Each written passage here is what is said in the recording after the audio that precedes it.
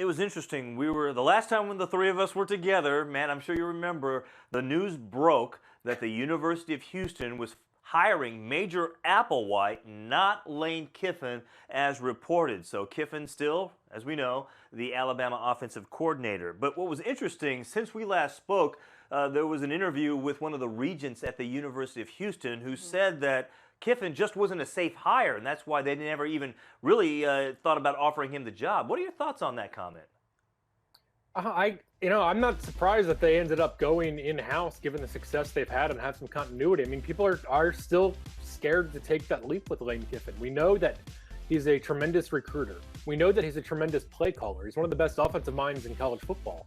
But when he's been a head coach, and he's been a head coach at really prominent jobs, the Oakland Raiders, Tennessee, and USC, he has not handled the CEO management aspects of the job very well, and being the public face of a program, he has not handled that very well. So it's despite what he's presumably learned from Nick Saban at Alabama, and despite the fact that he's older and presumably has learned from some of his mistakes as a head coach, there still is risk involved. And whenever he's going to be hired, there's going to be kind of a circus atmosphere around a lot of a spotlight on that job and the job he does. So it is a little bit of a risk. I think he is deserving of a head coaching job and would probably do well at a place like Houston. But they have experienced assistants on their staff like Applewhite, who they thought could do the job and provide some continuity. So I think it makes sense in that respect. But it is going to be surprising if Kiffin goes through the cycle and doesn't get a job. All right, so where do you think he will coach in 2017?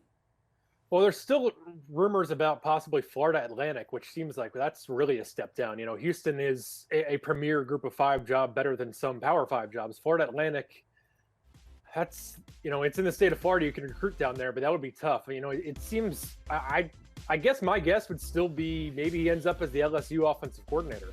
It seems like the relationship with Alabama has kind of run its course. His contract's up, and I think both sides got what they wanted out of it. And he's close with Ed Orgeron still. And Orgeron's made it clear that he wants a top-tier offensive coordinator. LSU's going to pay for it. Or they promoted Orgeron, and he comes a little bit cheaper than maybe, if they would have hired Tom Herman or somebody like that. So they have more money to spend on their assistants. They already locked up Dave Aranda, the defensive coordinator, for a huge contract.